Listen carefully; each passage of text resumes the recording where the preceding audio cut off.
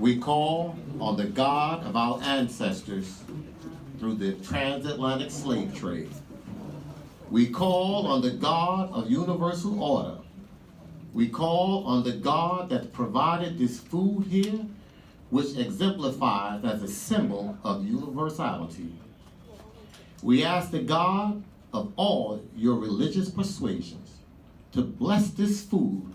May it nourish us back to optimal health and keep us intertwined into greatness and raise this union to where it needs to be. We call on the God to keep us all together and let this food digest in us in wholesomeness that we may have everlasting life.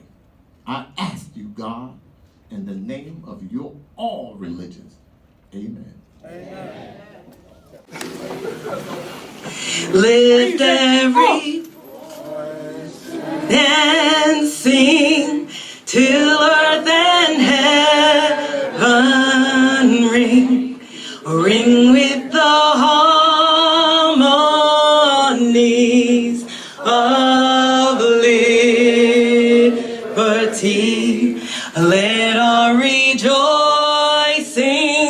rise high as the listening skies. Let it resound loud as the rolling sea. Sing a song full of the faith that the dark past has taught us. Sing a song full of the faith that the present has brought us. Facing the rising sun of a new day begun. Let us march on till victory is won. We have our issues, but when the true test comes our way, we have always lined up on the right side. 6 years ago, I attended the 50th anniversary of the 1963 March in Washington. Local 100 members filled 11 buses for that trip to be part of that great anniversary. There were many wonderful speakers at that event, but the outstanding one for me was Congressman John Lewis, the only living person who have also spoken on the day 50 years before. He captured what I believe our union and of course our fight for equality, and that's what equality is all about. Congressman Lewis said that day, Martin Luther King Jr. taught us the way of peace, the way of love, the way of non-violence. He taught us to have the power to forgive, the capacity to be reconciled. He taught us to stand up, to speak out, to find a way to get in the way. We in TWU have been getting in the way of those who would stand in the way of equality for more than 8 decades. So are we a great union? Yes, I'm asking you, are we a great union? Yes, sir. Yes, sir. Thank you very much. Ladies and gentlemen, enjoy your night.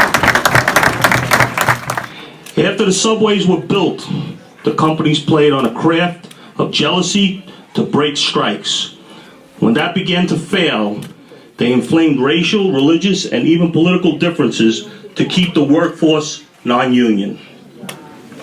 TWU changed all that, thanks in large part to our founder, Mike Quill. Instead, Quill, at our earliest organizers, built an organizational structure that rejected hate. Instead, the union was built on a powerful foundation of religious, ethnic, political, and colorblindness. Quill was painted by his enemy as a radical and a red. In 1938, Quill responded in the following manner when being baited by the media over his so-called radical philosophy. Quill said, "If we black and white and Catholic and non-Catholic, Jew and Gentile are good enough to slave and sweat together, then we are good enough to unite and fight together." That has been this union's Bible from our earliest days. We are transit workers first and always. We are union members first and always. Everything else is secondary.